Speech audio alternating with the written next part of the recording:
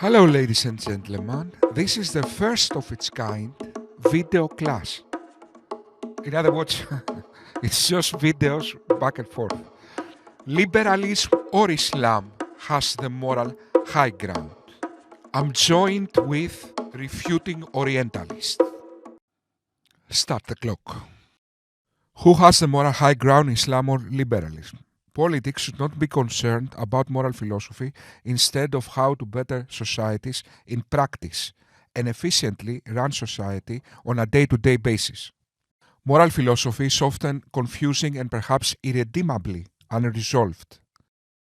Yet politics have to deal with the urgency of the everyday life. In that sense, ideologues don't make good politicians because they are loyal to their ideals instead of people. And that is the first major problem with political Islam. It's not meant to serve individual social well-being, it's meant to serve Islam, the idea. It's not concerned with the day-to-day problems of people, the suffering and well-being of citizens. It's concerned to please Allah. Well-being is overshadowed by Allah's personal and political agenda, and therefore not a good political system. But how about moral? Can a bad political system be moral? Yes, if morality has nothing to do with suffering and well-being. My interlocutor will argue for a deontological type of morality, based on following rules instead of real consequences of actions in the real world, and moral character. He will then attempt some balance of God's abstract laws with well-being. Yet by doing that, he indirectly admits the urgency and weight morality evokes is because of well-being and not because Allah said so. If not, can he then argue the moral urgency of avoiding image making that according to Allah is as morally detestable as murder or rape represents true moral urgency? Comments. The hadith is explicit on the point that just as oppression, obstinacy, stubborn opposition to the truth, and sticking to disbelief are reprehensive acts of sin, image-making is also a serious crime against Allah. The perpetrators of these crimes shall, therefore, be made to suffer humiliation before everybody and then consigned to the flames of the fire. Image making is an obvious example of Islamic morality doesn't represent intuitive moral weight and urgency, rather the obsess for Islamic piousness, which is far from what we humans recognize as morality. Liberalism, on the other hand, is morally superior as it aligns better to true morality, which is related to character, suffering and well-being.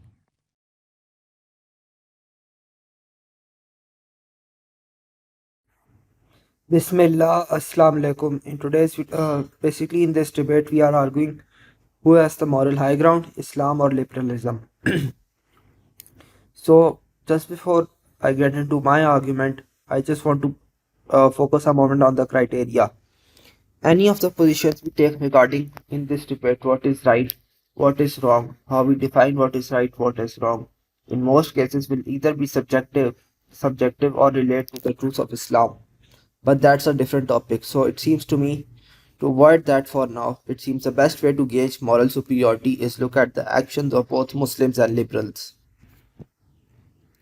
Now I'll be using only one argument here because this is a short debate for the moral superiority Islam. Basically this is from the body counts of various civilizations. Now this was a study basically done on body counts of various civilizations from the past 2000 years. On the first number is Christianity with 180 million murders or deaths. On the second is atheism with about 124 million deaths. And on the sixth is basically Islam with 31 million deaths. Now, basically the liberal project has been going on for the past 2 centuries, right? And now if you look at the reference that I have given here, a lot of the murders committed by Christian civilization are actually under liberal, are actually murders that are done by liberals. For instance, all the massacre in the colonial wars, the both world wars. So most of the body count of the Christians here comes under the purview of liberals, and some of the atheist body count also comes under the purview of liberals, right? So I don't think it's an exaggeration to say there is more than 100 million deaths on liberals in just 200 years. Islam has been around for 1400 years. That's 7 times the amount of time that liberalism has had. Yet the body count of Islam is 31 million, basically, and the body count of liberalism is 3 times that at least, with 1/7 the amount of time. So it seems to me quite clear that liberals have no leg to stand on in regards to moral superiority. Now, someone can try to use contentions that this basically is due to technology. That contention does not work. The simple reason being that if you look at the basically murders and basically Mongols happened, right? They committed their massacres without technology. So the contention on technology does not work. So I think this is quite a strong argument for the moral superiority of Islam and the garbage morality of liberalism. I'll continue in the rebuttal. My interlocutor is a very intelligent young man. The problem is that he trusts Muslim sources, in this case, a book called War and Peace in Islam. Share this with you. Now, I would agree with you. Obviously, now, throughout history, religions have been, and there have been some pockets of Islam and Muslims who have done some atrocious things, no doubt. I'm not denying this. But so have the anti-theists too. And interestingly, Christianity is right up there, and Christianity is right up there with a figure of, let me see here. So it shares the largest with between 119.42 million and 236.66 million victims, right? Medium of 178.04. But if instead watched my videos, he would have known that this book is Islamist propaganda. Oh, you got the book over there. First of all, let's see the distinguished academics who wrote this book. Is the nephew of the late King Hussein of Jordan, is chief advisor to the Prime Minister of Turkey. Oh, and some guy from Malaysia, in other words. World War II, 52 million. it was done by Christian and Buddhist.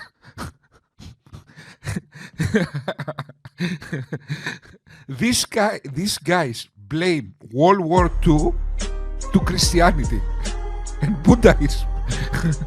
These guys blame World War II to Buddha and Jesus Christ.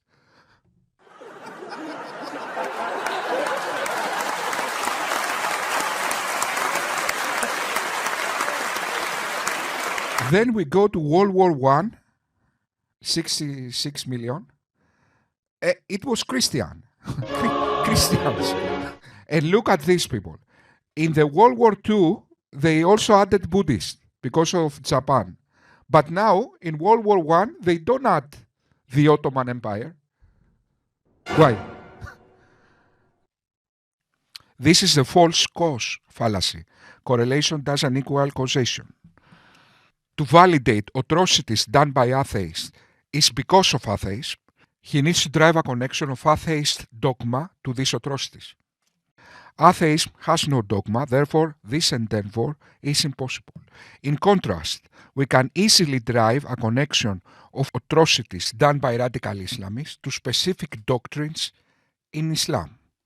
Offensive jihad, martyrdom, the constant demonization of disbelievers in the Quran, and the negation of human rights by Sharia are some of the reasons contribute to the atrocities we see from radical Islamists.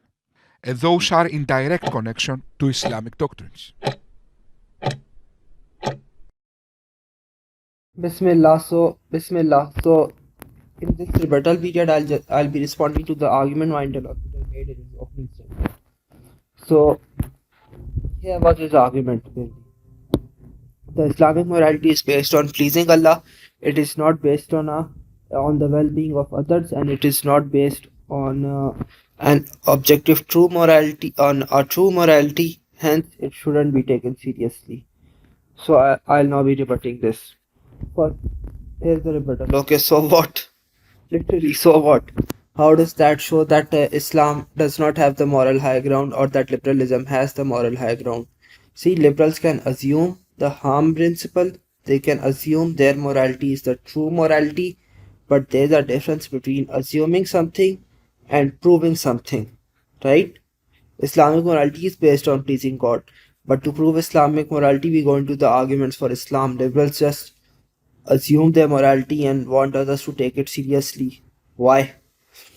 Moreover, it can be easily shown that the liberalism does not lead to the well-being of others considering the liberal body count. The example I brought up in the previous, in my opening statement. I mean, you can't be claiming about basically liberalism leading to the well-being of others when basically committing massacres while at the same time committing massacres and genocides left, right, and center. It doesn't work that way. And I'll give you another example of basically liberalism not leading to well-being of others because this is the liberal claim, right? So I'll be rebutting it. Here's a very simple example. Just take the comparison between the lands Muslims conquered and the lands liberals conquered. Andalus and the Ottoman Empire were strong, prosperous states where both Muslims and non-Muslims prospered. This is something that both Muslims and non-Muslim historians will admit. This is a fact of history, and uh, so this is not. And I can give more multiple references for this in the next section, but this is something that is generally admitted by historians. Liberal colonial empires, on the other hand, basically butchered, massacred, and robbed the entire world.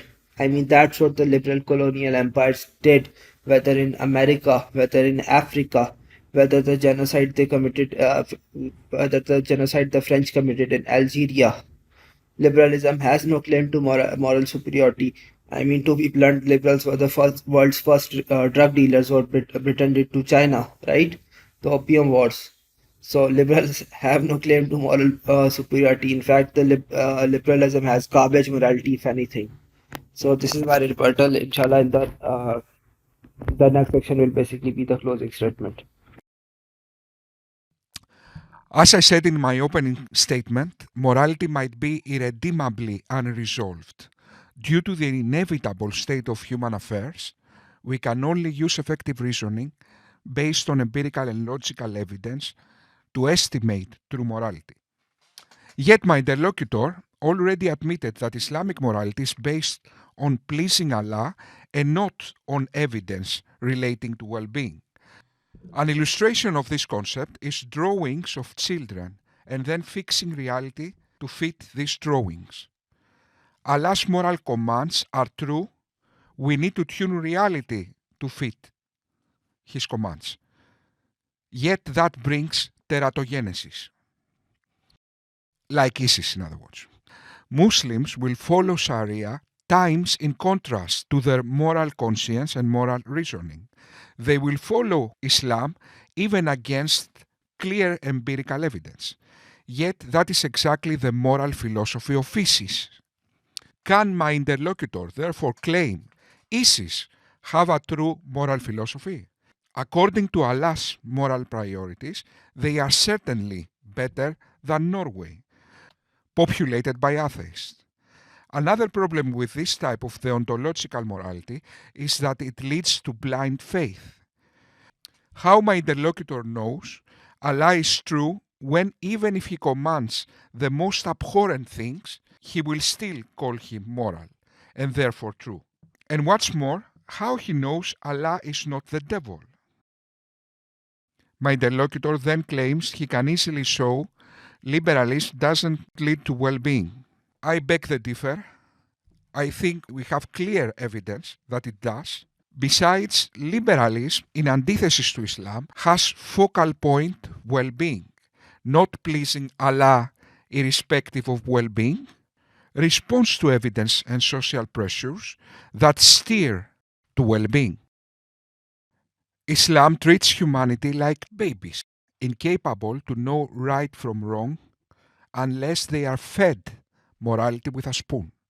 In that sense, humans are not expected to be moral agents. They are expected to be obedient robots or slaves. That by itself reveals a moral problem, doesn't it? But I don't have time to get into this. To conclude, Islam doesn't care about consequences of actions in the real world, doesn't focus on character. It calls for the ontology. If, like me, you don't think the ontology is the true moral theory, then you think Islam is not true. Bismillah. So I'm just doing the closing statement for this debate. I have a lot of contentions to address too, right? So first, I'll just start. Firstly, the point about Muslims saying that Buddha and Christianity caused World War II. Muslims are not saying that. The Europeans were a Christian civilization. They are characterized as a Christian civilization. The Japanese were a Buddhist civilization. This particular study is not saying Buddha was responsible for World War II. I mean, this is just a stupid claim. Secondly, he says that because the Muslims did this study, hence it doesn't work, right? It shouldn't count. This contention doesn't work because you can bring a Christian or an atheist or a liberal. I can say the same thing. This claim doesn't work. Thirdly, they are giving their references, right? The references are given, so this finding is worthless. Fourthly, he said that the Muslims should have included Islamic civilization in the World War One as well. I agree, it should have been here, right? So what I'll do is I'll just add 20 million to the Muslim body count. It's 31 million. Let's make it 51 million. The problem for you is for the Christians and liberals and atheists is that their body count is still orders of magnitude above more than the Islamic body count, and in an extremely limited amount of time. Islam has 4100 years, 1400 years, and liberals have what 200 years. Atheists have maybe 100 years, and their body count is double, triple, four times the body count of Islam. So Christians and liberals and atheists have no leg to stand on here. By the way, most of the Christians here are liberals. Uh, Quite a lot of the atheists are liberals, but he's interested in defending atheism as well. So this problem applies to atheists as well. Now, his claim is basically that correlation does not equal causation, and that even though Christians and liberals and atheists are doing this, they are not. Atheism, Christianity, and liberalism are not to blame for this. This contention does not work, and I'll give a very simple reason for it. How are we to know who has a claim to moral superiority and who doesn't? This is the topic of the debate, right? And my interlocutor is trying to frame which has a better impact on society, Islam or liberalism, or what is better for society, Islam or liberalism. Either case, either definition we take, right? We have to judge a group or people by their actions. The amount of slaughter, butchery, rape, and massacre done by Christians and liberals and atheists is actually mind boggling. If they are doing this, how can they, in their right minds, claim that they have a claim to moral superiority? I mean, the level of cognitive dissonance here is actually quite impressive. That's just my time. Inshallah, I hope I maybe will get to do a longer debate on this topic. That's my time. Thank you very much.